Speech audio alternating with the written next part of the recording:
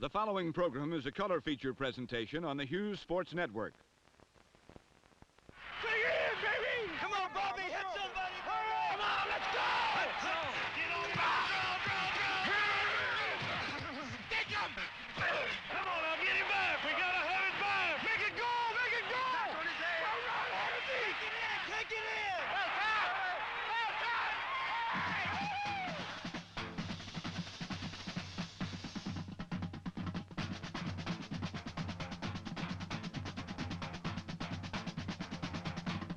This Week in Pro Football is brought to you by Hager, the Slacks people. We make everybody look good. And by the 1972 Buick, something to believe in. Hi, I'm Tom Brookshire. And I'm Pat Summerall. With just 2 weeks to go in the pro football season, about half the teams in the NFL are still in the running for the Super Bowl.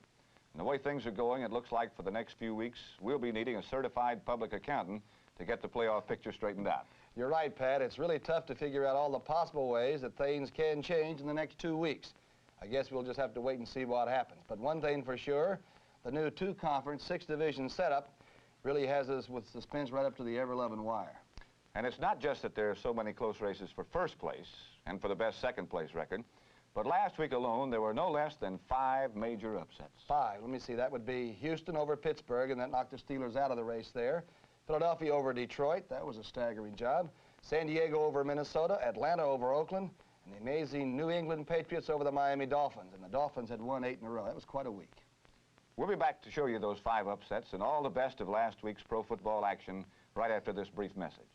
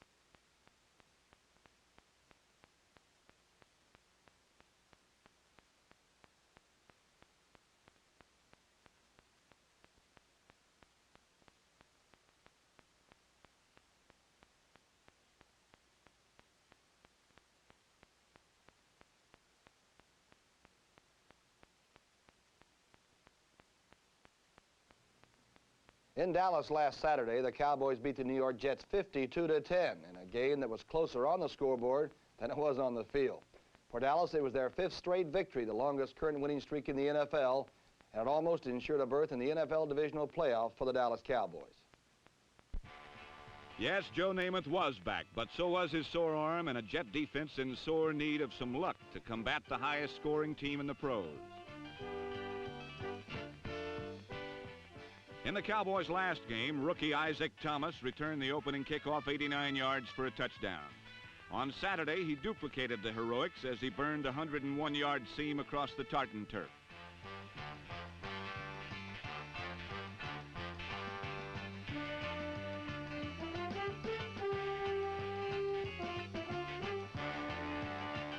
Thomas' touchdown was the first puncture in the Cowboys' complete blowout of the New York Jets. Dallas' second score resulted from a reverse swing pass from Roger Staubach to Calvin Hill, number 35.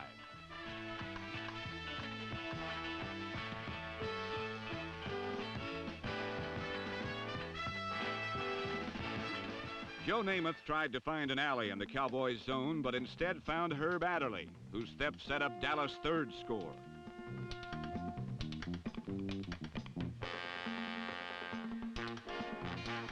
On the very next play, Staubach selected Hill again, and a big setback waltz to an uncontested touchdown.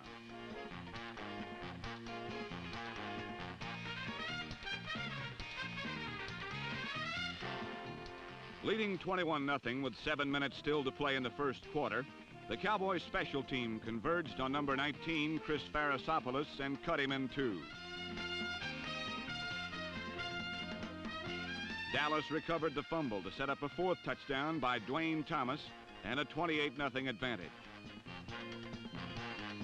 Then Dallas unleashed their Brahma Bull backfield of Dwayne Thomas, number 33, and Calvin Hill, number 35. The drive went 85 yards with Hill pouring behind number 76, John Nyland's block into the end zone. Hill scored 3 touchdowns, and Thomas got his second with a display of sure hands and instant acceleration.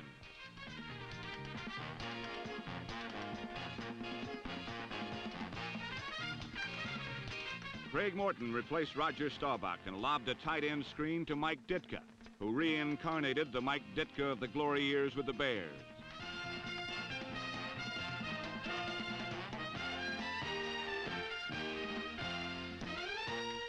The carnage became complete when Morton flexed his left leg and sent Allworth in motion right. Allworth cut back to the post, and Morton's perfect pass hit Bambi in full stride for the Cowboys' 52nd point. Now only 2 games stood between the Dallas Cowboys and the championship of the NFC East. Well, the Cowboys have the horses, and they're thundering in the stretch again, heading for, I guess, the strongest finish in the NFC. Still, Tom, they lead the Redskins by just a half game. And if those old pros get a whip for the super cash so near the end of the season, they're going to be tough to nose out. At first, the Redskins were out for being the Redskins. Then they were in for winning 5 straight. And then, by reason of key injuries and for winning only 1 of their next 5 games, they were out again. During midseason, their hopes for an NFC playoff spot turned dark. But last Sunday, facing the New York Giants, things looked bright indeed. The Washington defenders have lost none of their determination, and once again, the day was won by defense.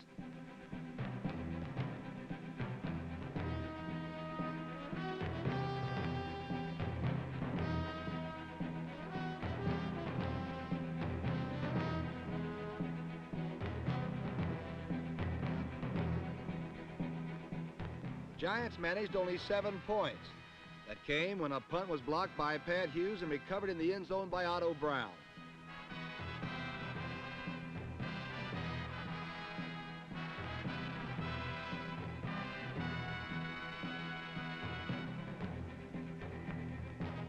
But the Redskins' offense was equally poor, with Billy Kilmer at the helm.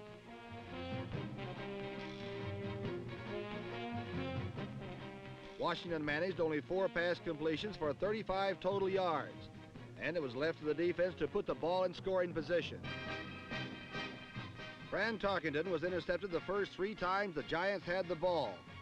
In all, the Skins collected 5 steals, including this one by number 55, Chris Hanberger.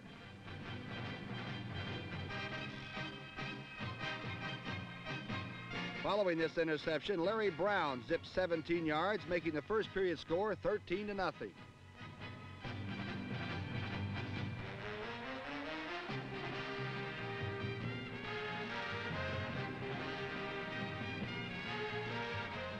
When the Washington offense did move, it moved in the tracks of number 43, Larry Brown. In 25 carries, their bruised hero gained 129 yards. And the combined rest of the Washington offense did not do half as well. But Brown and the defense have kept the Redskins in the running all season long. Brown's second touchdown effort made the score 20-0 at the half, and the Redskins went on to win 23-7.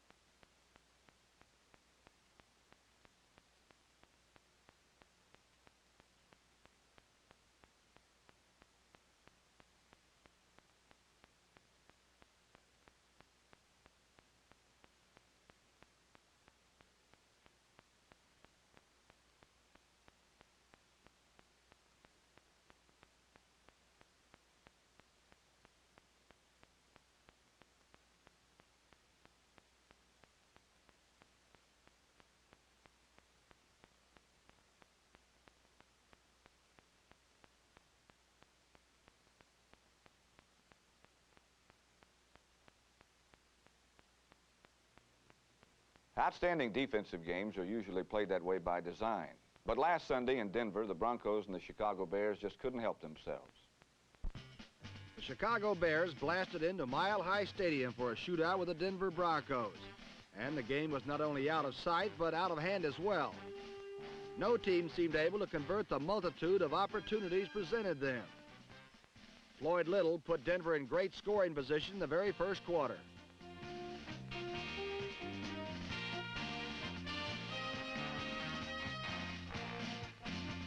But whenever Denver knocked on the door, too often there was nobody home.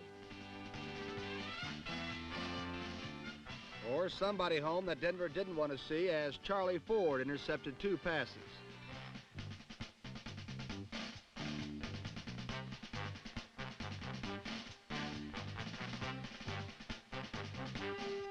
One bizarre second quarter sequence told the story of the game. Charlie Ford intercepted his second pass. From the Denver 48, a Bobby Douglas pass was then intercepted by Charlie Greer, number 20.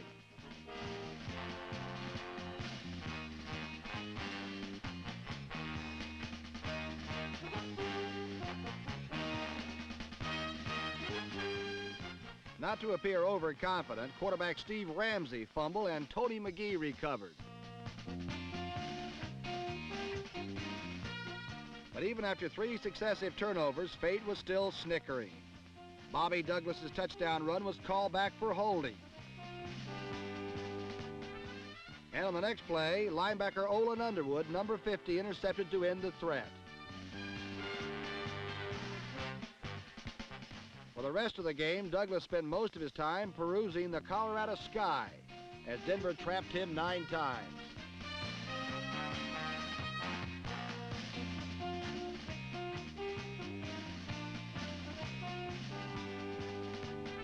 The game's big play looked like pure pandemonium. What it was, however, was a personal foul against Chicago that set up snub-toed Jim Turner's second field goal.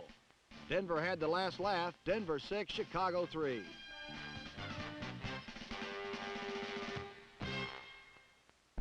The Bears and the Broncos weren't the only teams that played low-scoring defensive football last week. The Green Bay Packers and the St. Louis Cardinals rattled heads in another defensive thriller, at least for 58 minutes. Then with less than 2 minutes remaining, Pat, the Packers and Cardinals managed to add 17 points to the scoreboard. In St. Louis, the Cardinals and the Packers tussled for 57 minutes and 51 seconds before either team could record a touchdown.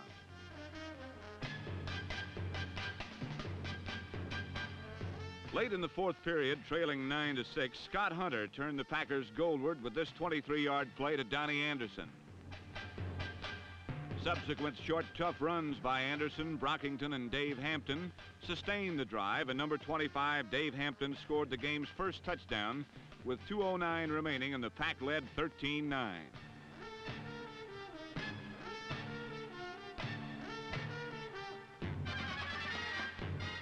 Seconds later, number 17, Jim Hart, lofted a long one for the well-blanketed number 88, Fred Hyatt. The ball outstretched the arms of the Packers' number 48, Ken Ellis, and fell into the open hands of Mel Gray. And with 1:08 remaining, the Cards had their first touchdown and the lead, 16-13.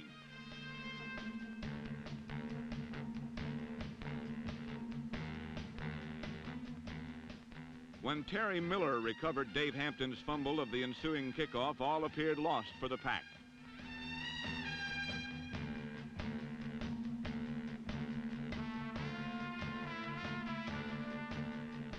But Jim Hart simply fell on the ball for 3 downs, and when he sent MacArthur Lane after first down yardage on the 4th down, Lane was thrown for a loss by number 43, Doug Hart, and the Pack took over.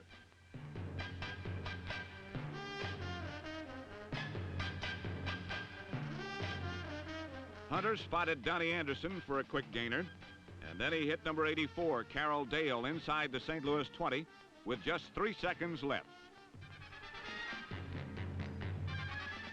The Packers' newest toe, Tim Webster, converted his 3rd field goal of the day, making the final score 16-16. We'll have more exciting action on This Week in Pro Football right after this brief message.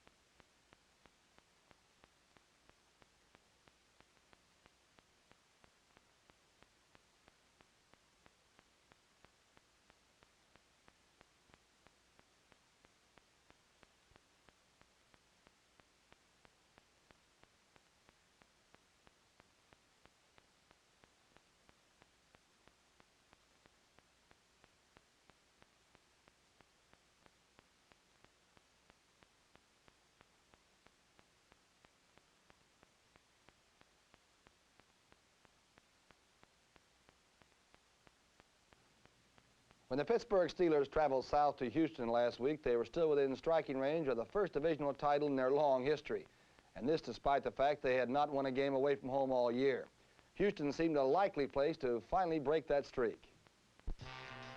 Houston's Astrodome has been a very pleasant place to visit for most of the Oilers' opponents this year, and so it seemed to Terry Bradshaw and the championship hopeful Pittsburgh Steelers, who had not won a road game in a season and a half or since their last visit to the Astrodome. Briefly in the first quarter, the Steelers' offense seemed ready to explode, but only until Ron Shanklin's lovely 58-yard touchdown was recalled because he had gone out of bounds and returned to the field to make the catch.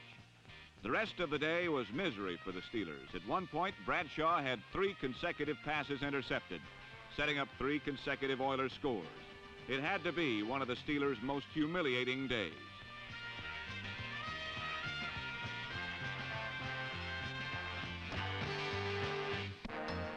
Houston's Dan Pastorini did his part in wrecking the Steelers, and at times showed how a rookie quarterback goes about giving his coach gray hair.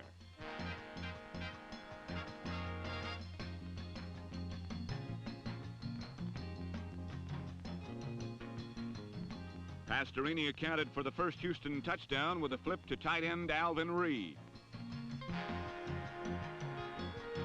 Houston's other 2 touchdowns were the result of second effort burst by Oiler running backs. First, Woody Campbell, number 35.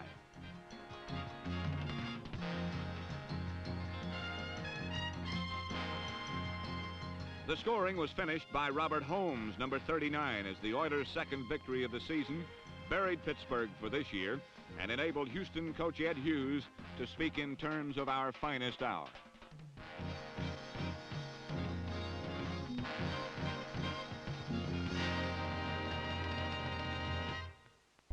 Well, we've seen how the Steelers were eliminated from the championship race in the AFC Central Division, and it wasn't a very glorious finish, Pat. And the Cincinnati Bengals also saw their title hopes disappear as they fell to their arch rivals, the Cleveland Browns. Paul Brown has had a difficult year as the Bengals coach. At the beginning of the year, Cincinnati was picked to win the Central Division, but the Bengals were decimated by injuries and lost 7 straight. Still, Brown was able to keep the spirits high, and the Bengals finally got rolling with 3 wins in a row. Cleveland's Municipal Stadium has been the scene for some of Paul Brown's greatest memories. And the former Cleveland coach brought his Cincinnati Bengals into town riding a 3-game win streak. After the Browns had taken a quick lead, the feisty Bengals fought back. Running backs Fred Willis, number 33, and Doug Dressler, number 44, entered the NFL as relative unknowns. Their development has been a bright spot in an erratic Cincinnati season.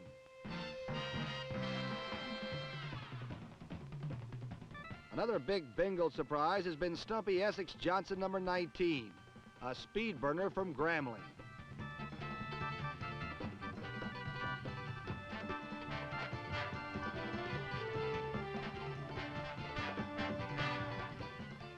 The Cincinnati ground game ripped through the Browns' defense, and a 9-yard run and dive by Fred Willis, along with a Horst Mullman field goal, gave the Bengals a 20-7 lead.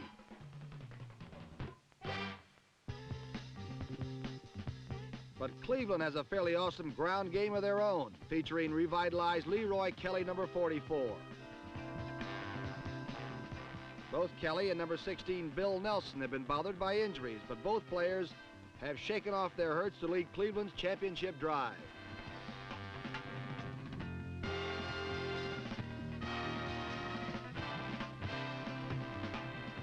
Nelson's first touchdown pass of the day went to number 43 Fair Hooker.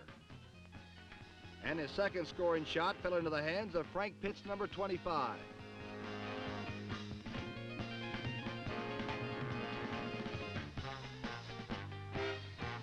In super slow motion, we see that Pitts actually stole the ball from defender Lamar Parrish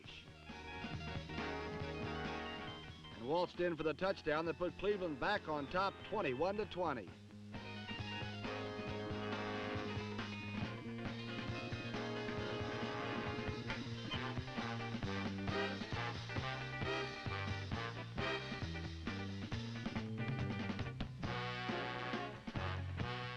But Cincinnati had a big play answer of their own in number 19, Essex Johnson. Johnson's 86-yard touchdown was the NFL's longest run from scrimmage this year and put the Bengals in front 27-21 in the fourth quarter.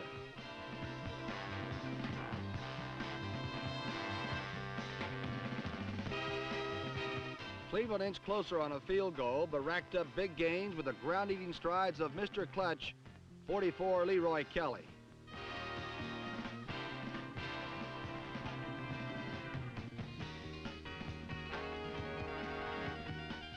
With just under 2 minutes remaining, Kelly rammed over for a final touchdown that gave Cleveland a hard-fought 31-27 victory.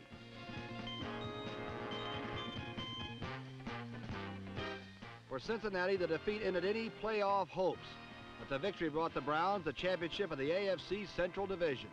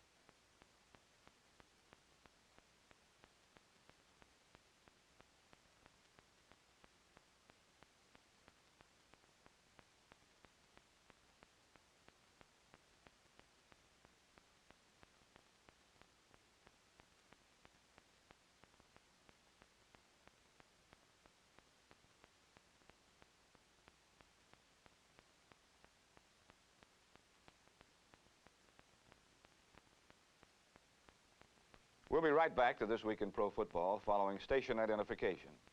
This is the Hughes Sports Network.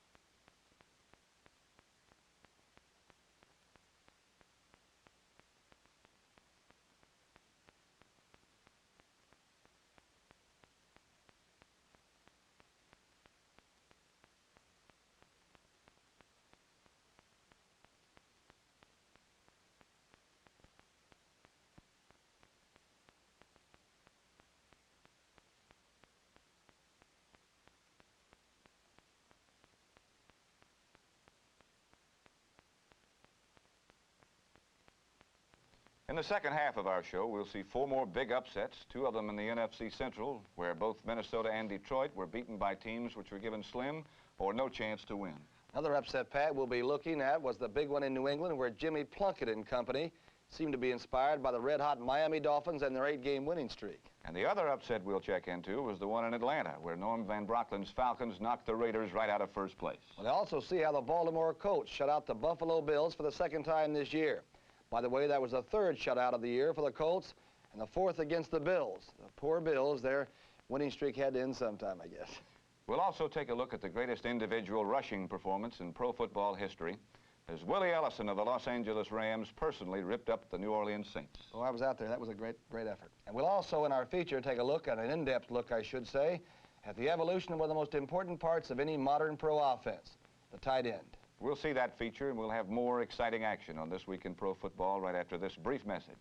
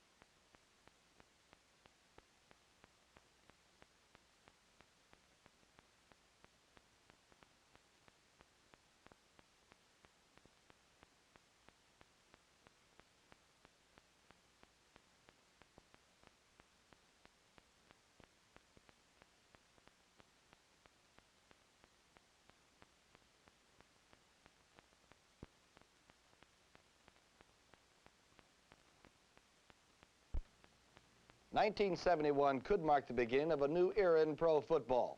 For the first time in NFL history, a tight end may be a leader in receiving, with San Francisco's Ted Kwolek and New York's Bob Tucker battling for the NFC lead as the season enters its final weeks. The modern tight end has certainly arrived after a decade of evolution. Well, we've seen how tight ends can strut their stuff, and last week the Detroit Lions, who have one of the best tight ends around in Charlie Sanders, had to stand by and watch as a tight end from the Philadelphia Eagles spelled defeat for them. In Detroit, peace was the last thing the Eagles had on their minds. For in the first half, the whacking good Philadelphia defense held the Lions scoreless. And they made Greg Landry's day less than enjoyable.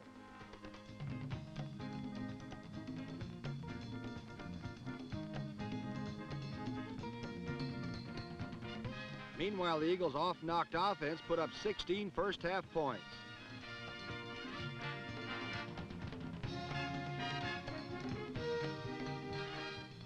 When the Landry-led Lions got close, they found that those years the Eagles spent paying their dues in the school of hard knocks has certainly paid off. Now the hard knocks are due Philadelphia opponents.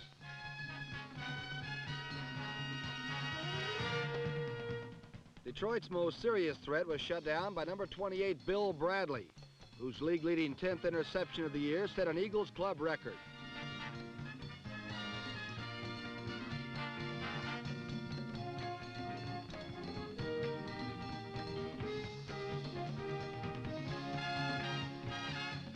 But Bill Bradley wasn't the only record setter. The Lions probably had a vague remembrance of a guy named Tom Dempsey, and he too set a club record with a 52-yard field goal. However, the Lions are not easily tamed cats, and in the second half they surged back.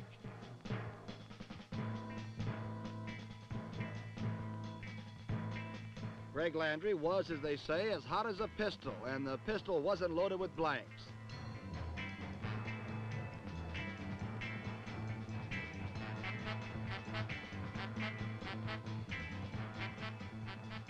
Landry's pass to Larry Walton came close to putting Detroit on top.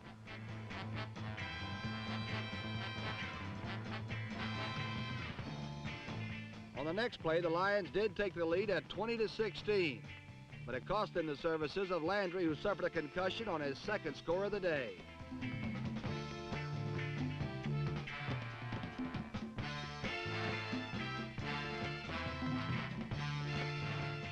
However, with only 1:53 left, the Lion lead looked safe. But Philadelphia quarterback Pete Lisk had been magnificent all afternoon. And in less than a minute, his unusually accurate passes had the Eagles closing in for the upset.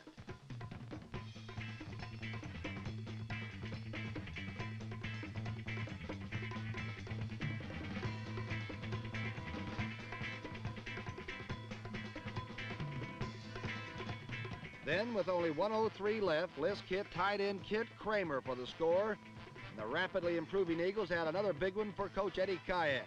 Final score, Eagles 23, Lions 20.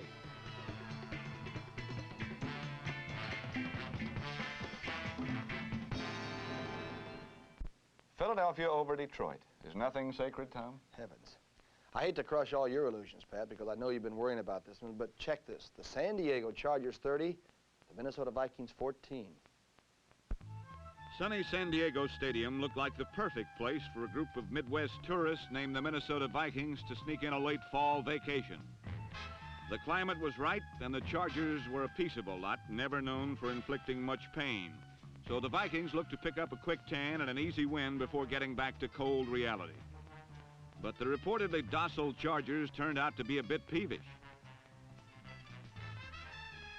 Maybe it was just the frustrations of a disappointing Chargers season which caused Mike Garrett's indiscretion, but thusly aroused, the legendary Minnesota defense turned man-eater and set out to swallow up little number 20.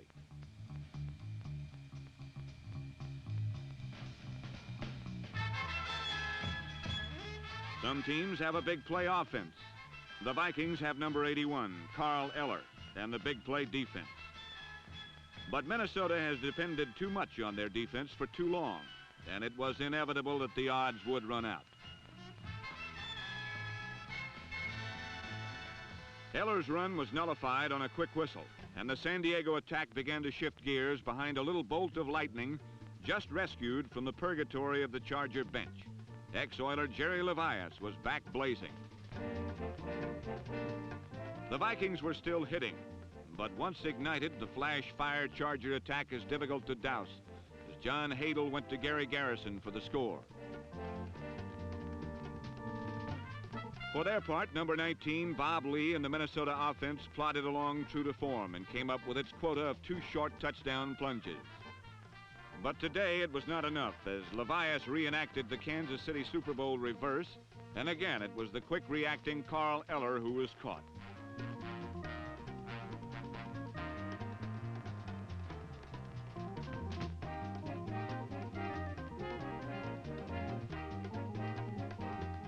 Levias running and receiving set up 3 Dennis Partee field goals for the now belligerent Chargers, and John Hadel shot holes in the mighty Vikings with 20 completions in 29 attempts, including the go-ahead touchdown to Garrett.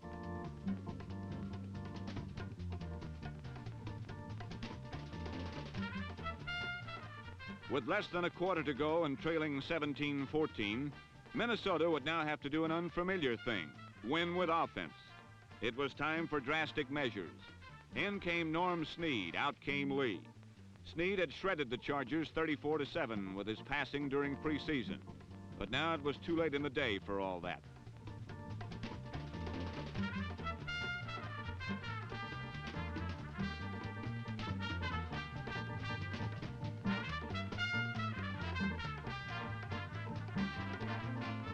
Number 59, Pete Barnes, finalized the fantasy, which somehow didn't seem real despite the scoreboard's graphic testimony.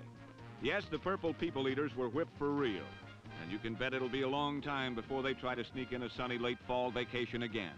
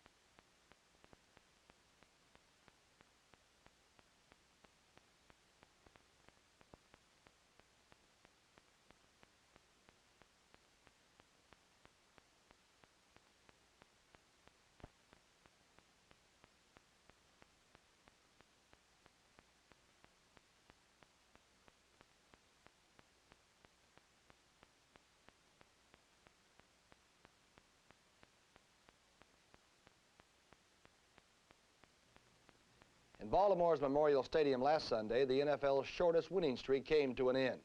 The Buffalo Bills had won their first and only game of the year, and they were hoping to make it 2 in a row with a victory over Baltimore, but that rugged, cold defense ended any such hopes. In Baltimore, the top and the bottom got together as the world champion Colts met the last-place Buffalo Bills. As usual, Buffalo found its offense at the bottom of a pile as the Colt defense flexed its muscles. But the usually potent Colt attack was also ineffective in the first half as Baltimore scored no touchdowns and the normally accurate toe of Jim O'Brien misfired twice. At halftime, the score stood Buffalo nothing, Baltimore nothing.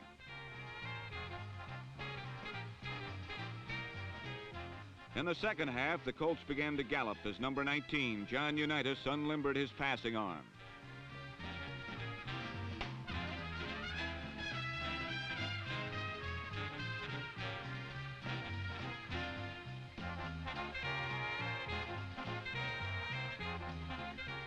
Unitas combined short passes to his receivers with the smashes of number 36, Norm Bulash, to rip through the Buffalo defense.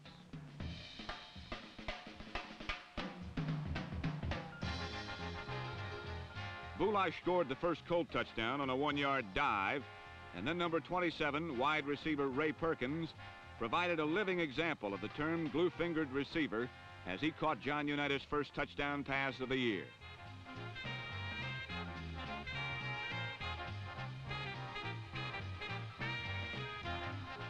Despite the presence of the Baltimore offensive stars, it was again the manhandling Colt defense that knocked the stuffing out of their opponent.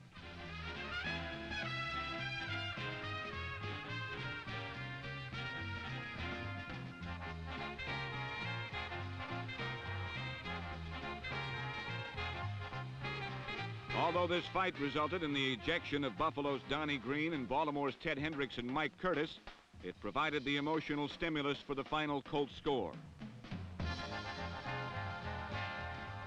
A fired-up Bubba Smith belted quarterback Dennis Shaw, and defensive end Billy Newsom, number 81, picked off the pass and gleefully romped in for the score.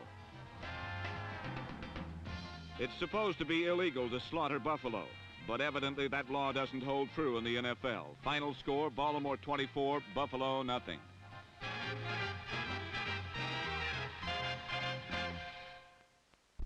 Pat, the Colts look like one of those new Christmas dolls. You know, the kind you wind them up and they knock you down. I haven't seen that kind yet, and I hope I don't, but there was another kind of festivity up in New England, and the Miami Dolphins had all they could handle. At Foxborough Stadium, quarterbacks Jim Plunkett and Miami's Bob Greasy, number 12, got together for a party last Sunday. And guess whose birthday it was? Wrong, it was Jim Plunkett's. It was also teammate Randy Vata's, and what a party it was. At times, it looked like a tryout for a Fellini movie. Or at least a Truman Capote party.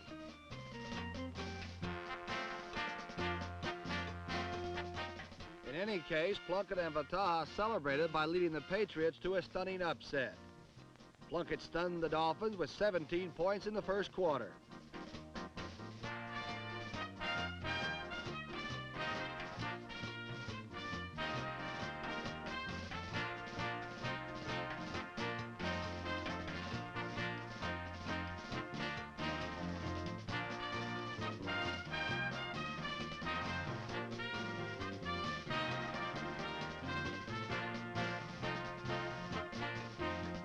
After the Dolphins' Mercury Morris returned the opening kickoff for a touchdown, Hubert Ginn, number 32, fumbled twice in succession.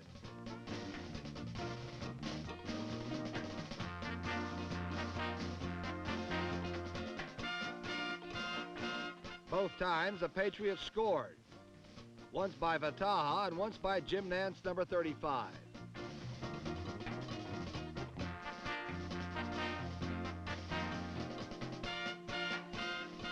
By the time the Miami offense took the field, they were behind 14-7, and nobody on the Miami club felt like dancing. Well, almost nobody. But even when they had the ball, the usually smooth, striding Dolphin offense was smacked, spun around, and dumped by a fired-up Patriot defense. Both of Miami premier setbacks, Larry Zonka and Jim Kick, number 21, felt the wrath of New England's defenders. Quarterback Greasy, the leading passer in the American Conference, completed only one post pattern. Unfortunately, it was to the post and didn't count. And at least one Patriot fan could have danced all night. Plunkett, meanwhile, completed another touchdown pass to Randy Vataha.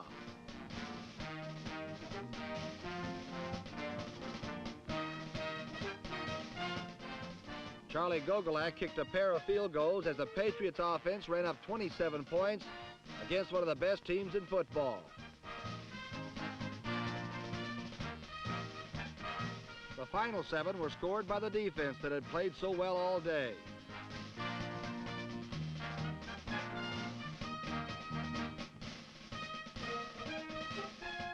Larry Carwell, number 41, returned a greasy pass 54 yards for a touchdown that capped New England's 34-13 bash over Miami and left the Dolphins with a pretty bad hangover.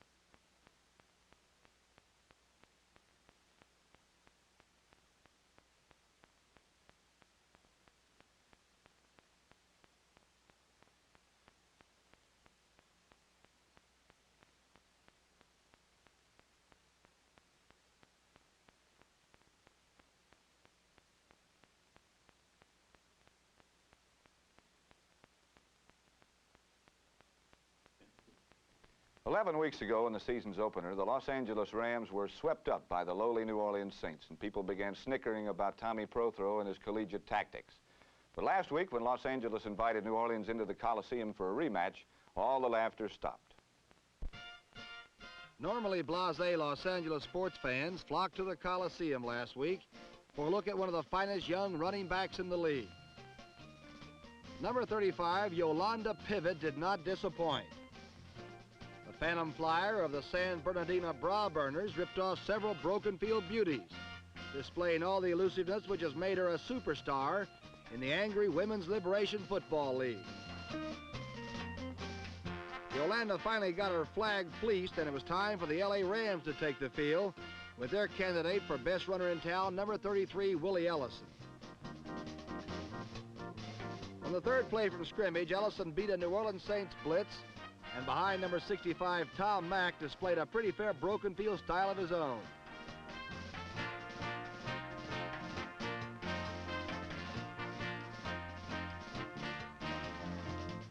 In his first season as a full-time starter, Ellison has been a revelation to the refurbished Rams, and his game-opening 80-yard canter lit the fuse for an afternoon of fireworks. At quarterback, Gabriel did his part with a Roman candle to Jack Snow.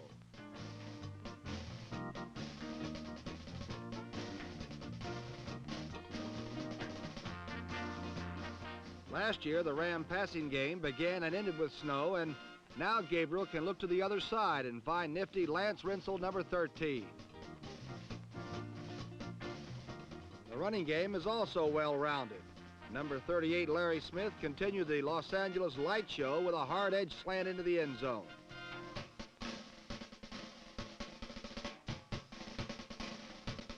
Threatened with early extinction by the Ram avalanche, number 14, Ed Hargett, kept the Saints alive by directing 4 touchdown drives. But each time the Saints struggled back into contention, Los Angeles would set loose a rocket launcher to burn back the threat.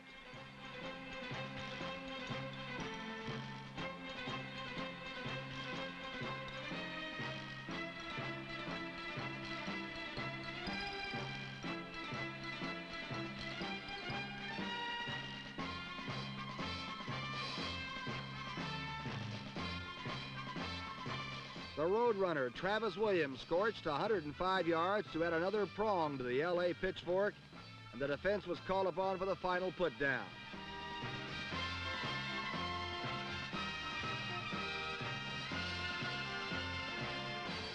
But of all the robust ramrodders, Willie Ellison was the readiest.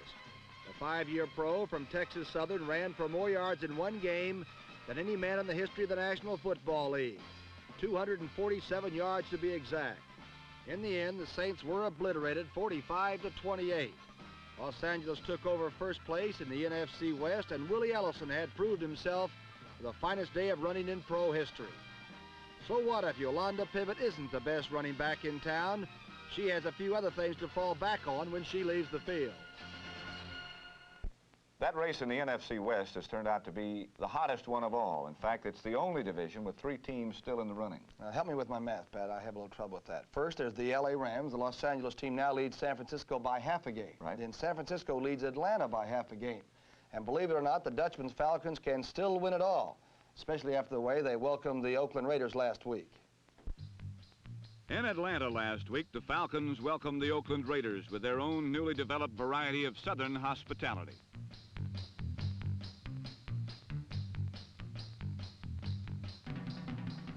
Oakland's Marv Hubbard ran for 143 yards, but he didn't appreciate the Falcons' hospitality.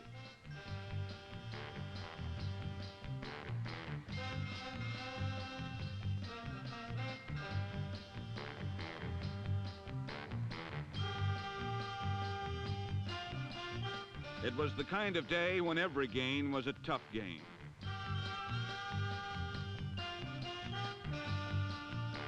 Most of the time, it was tough enough just to hang on to the ball, as each team suffered 5 turnovers.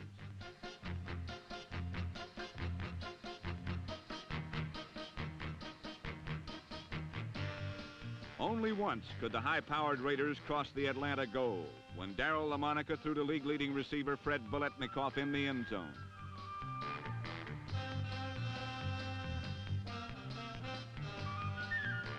Against the NFC's top-ranked pass defense, Biletnikoff managed 6 receptions. But 4 times the Falcons stopped the Raiders inside their own 5-yard line. Twice on interceptions by outside linebackers Greg Brazina and Ron Axe, number 52.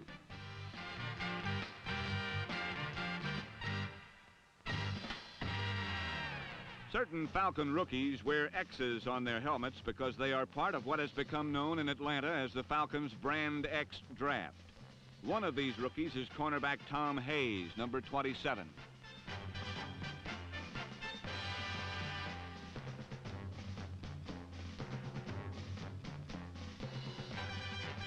Tom Hayes of San Diego State scored his 3rd touchdown of the season.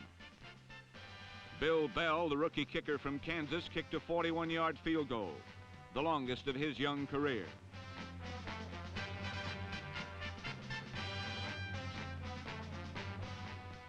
Another X-rated rookie from San Diego State, wide receiver Ken Burrow, number 82, helped put the game out of Oakland's reach early in the 4th quarter.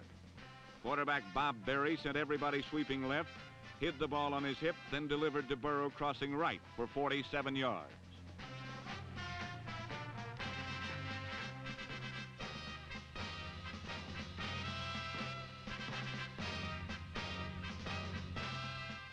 Ken Burrow's big play set up the game's final score, a second effort smash by fullback Art Malone, as the Falcons, X-rated and otherwise, dealt the Raiders a rare second consecutive loss, 24-13.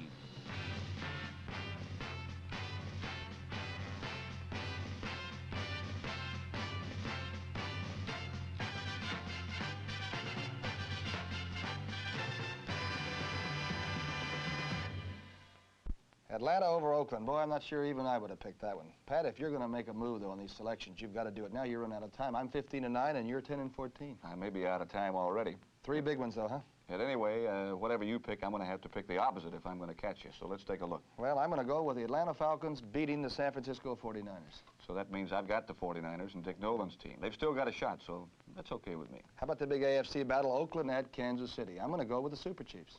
Oakland's had 2 bad weeks in a row. I don't mind being stuck with them. I'll take the Raiders. And, of course, the next one, I'm going to let you make your selection first. Well, I told you I wouldn't do that, but I know you like Washington, so I'll take the Los Angeles Rams. With Willie Ellison having such a big day last week and the Rams running the ball, I guess, better than anybody in pro football. And so I'll take Los Angeles. All right, I'm going to go with that Redskin defense to stop that entire Ram offense. Okay, at any rate, we'll be back next week to show you what happens. I'm Pat Summerall. And I'm Tom Brookshire, and we'll see you next week. Promotional consideration for ground transportation provided by Budget Rent-A-Car, who rents the Buick Opal and other fine cars. This Week in Pro Football has been brought to you by the 1972 Buick, something to believe in. And by Hager, the Slacks people. We make everybody look good.